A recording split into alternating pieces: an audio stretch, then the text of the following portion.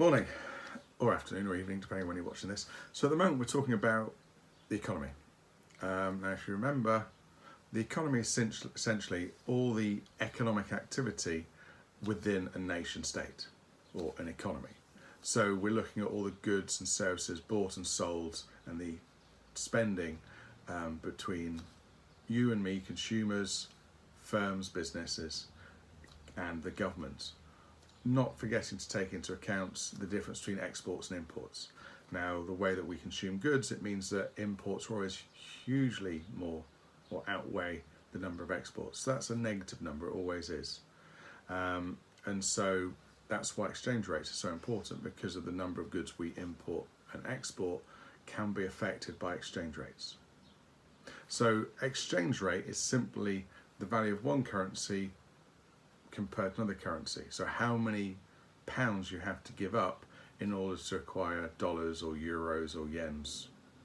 Now, as holiday goers, we like a situation whereby we have to give up fewer pounds, or for every pound we give up, we get more of a foreign currency. Now, I'm cracking on in age, but there was a time when we used to get pretty much £1 equal $2. Now that meant that for every £100 I gave up to exchange for dollars, I would get $200 back. Now what that meant from not me, but my mates when we were in our 20s, a handful of them would go to the States.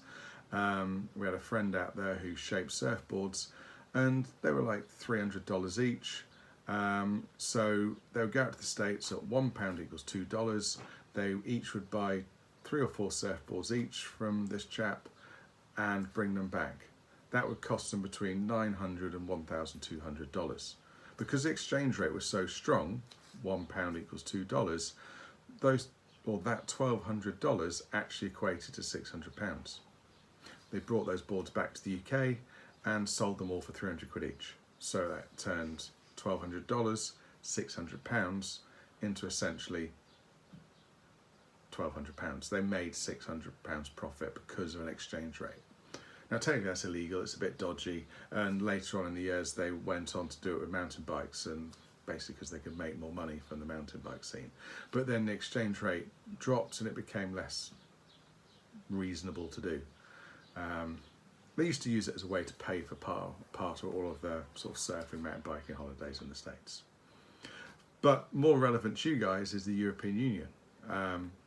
As we voted in 2016 to leave the European Union, that created a huge amount of uncertainty as to what was going to happen to the UK economy. Everyone went, God, no one wants to hold the pound. Britain don't really know what they're doing. And the value of the currency plummeted. We went from when we first joined the EU, when they first created the Eurozone, we've always been part of the EU in my lifetime,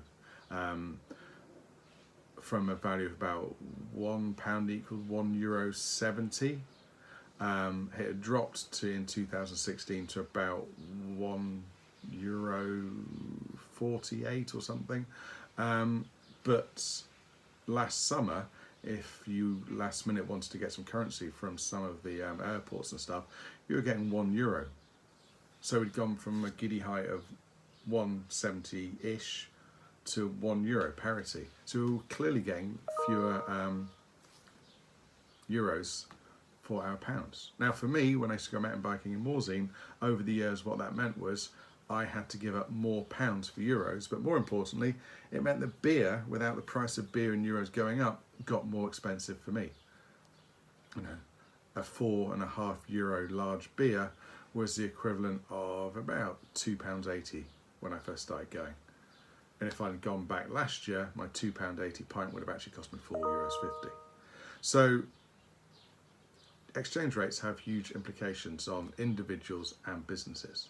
Now, if you're a company that imports your products from abroad to sell to British customers, and you've got a strong pound, that means that you have to give up fewer pounds for your dollars, for example. That means buying American stuff is cheaper. So you can then either pass those savings on to the customer, or you can make more profit per item sold. However, if the pound becomes weaker, you have to give up more pounds to buy dollars. And so the the cost of importing, or rather buying these things from America, goes up. Now you have a couple of things, or three things you can do if that happens. And these are the sort of things you might, or scenarios you might get in the exam.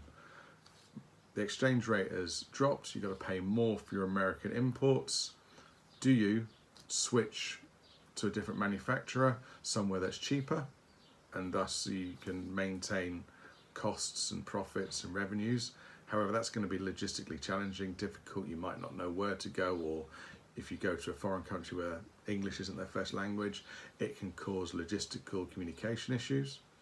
Or you stick where you are, and the increase in cost you either absorb as a company, appreciate you're going to make the same revenue, but your costs have gone up, so your profit per unit will drop. Or you try and explain to your customers that costs are going up, so you're going to have to put costs on to them, or increase the price, that is. Now you've got to hope, if that is the case, that your customers are happy with that and that they will stick with you and not go on to a competitor. Now the problem is with changing prices is that the global currency market does that. It makes it difficult to plan. If you're always changing your prices to the customers, how are they able to plan?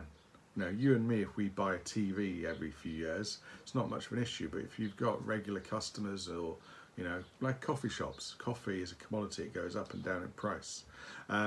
If you've got prices going up and down all the time, you can't be constantly changing your prices to your customers, your daily or weekly customers. They'll get confused, they won't enjoy it, and they'll just go somewhere else. So currencies are hugely important. But the simplest thing is, or the simplest notion of it is, that strong currencies are great for importers. Weak currencies are good for exporters.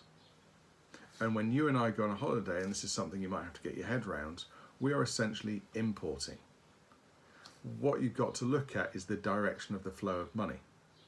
Now, some things are obvious. If I send out physically something to China, you can see that that is an export. It's left the UK and it's arrived in China. The direction of the good is towards China, out of the UK. That's an export. That's a good. Services can sometimes be a little bit harder to spot. So this video, if someone in America watches it, there's no money involved here. So it's more intellectual property rather than a financial transaction. But if someone watches it in the States, I haven't moved. And the video is still on a server somewhere with YouTube, but someone in America has watched it, so that is technically an export.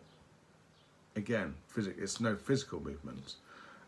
But a holiday maker, they physically move from the UK to France, the UK to Greece, wherever it is, they move to Greece. So some people might think that's an export because of the physical movement. However, it's an import. You've got to look at the flow of the money. So a holiday maker going to Faliraki for a week, they spend money in Faliraki. The movement of that money is from the UK to Faliraki. So it's an import, the money's out.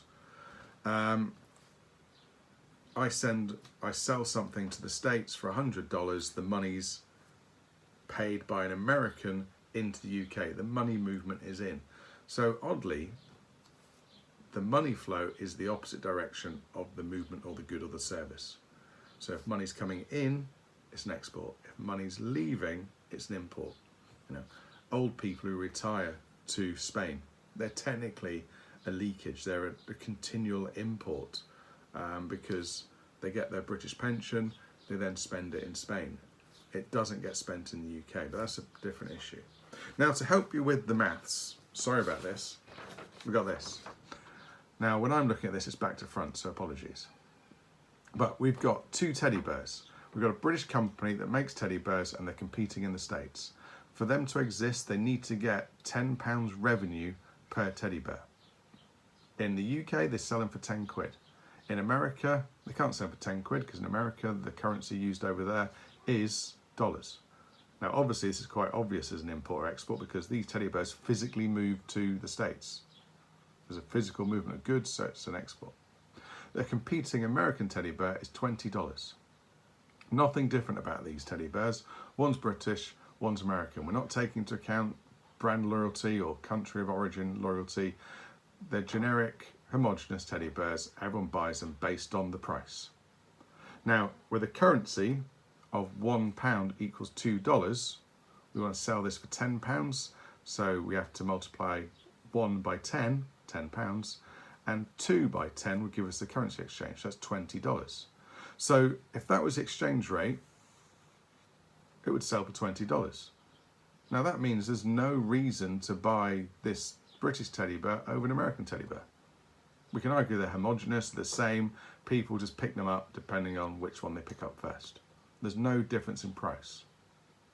However, if we had a devaluation, a drop in the value of the pound, we could buy fewer dollars with our currency now. And in example 2, the value has dropped from £1 to $1.50 to $1.50. That means that again we still need our £10, so that has to sell by 10. So multiply that by 10, thus we multiply that by 10. Means that our British teddy bear now costs $15. Now if everything was the same, consumers would buy, based on price, a British teddy bear at $15 rather than an American teddy bear at $20. So exchange rates can make your company more efficient abroad. It's why America and China, on this sort of slide, print a lot of their own domestic currency, dollars and yen, no, it's Japanese, and pump them onto the markets, because then the value drops and it makes it cheaper to buy those goods and services. Now America gets snotty about this because China is just a more powerful economy really when it comes to the ability to print currency. And America think it's unfair. And that's why they put lots of taxes and tariffs and trade embargoes on China. Britain used to do it. You know, we've played this game. We've printed British currency to try and manipulate our own currency value, but we're too small. We don't have the market power to do it anymore. So we shouldn't bother because the market can see right through it. Now, obviously, in that example, the opposite is true. If we get a currency appreciation, so we get more dollars for our pound, our products become less competitive. So it's in the revision book, it's all over the internet, but that is what exchange rates are all about. An increase in the value of our currency makes exports more expensive, but makes importing cheaper. A decrease in the value makes exporting cheaper, but importing more expensive. And it depends on the nature of your business. Do you import from abroad to then sell in the UK? If you do, you want a strong currency because then you can pass that saving or make more money off the consumer. If you're a company that is exporting, you want a cheaper currency or a devalued currency because then foreign markets can buy your goods and services for a lower value. Now, all these things are ignoring the notion of added value, competitive advantage, or brand loyalty. Some products can sell at high prices at relevant exchange rates based on the perceived brand loyalty or the perceived added value. But some things can't, especially if there's a lot of competition in that market. So I hope that makes sense. Exchange rates, the economy, and how they can impact the efficientness or the ability to compete abroad simply because exchange rates go up and down. If they fluctuate too much, it makes planning difficult. It's an argument why the Eurozone is good, because all the currencies, or it's one currency matched against each other, and it's all the same. So you know that if a car is costing 20,000 euros in France, but it's only costing 15,000 euros in Germany, and it's the same car, get it from Germany. Easy comparisons. And it means that prices come down because it's easy to make comparisons. When you've got a variety of exchange rates, it's harder to make comparisons. An example would be Apple products. They're pretty much now about the same price in pounds and dollars. So you get a new iPhone for $1,200, it's £1,200 in the UK. American, or rather Apple, argue it's the logistics and so forth that make them in the same price. But was it 2 years ago when the 10 was launched 18 months ago. And believe it or not, if you searched around for flights, you could fly to the States. It was like a weird route, but you could fly to the States, pay for your ticket, pick up a new iPhone, fly back, and because of the exchange rate difference, you would still be 50 quid up. But some companies use exchange rates to hide price increases. And on the whole, Europe and the UK in particular do pay higher prices because of this exchange rate fluctuation. Anyway, catch you next time, probably something else within the economy. Cheers.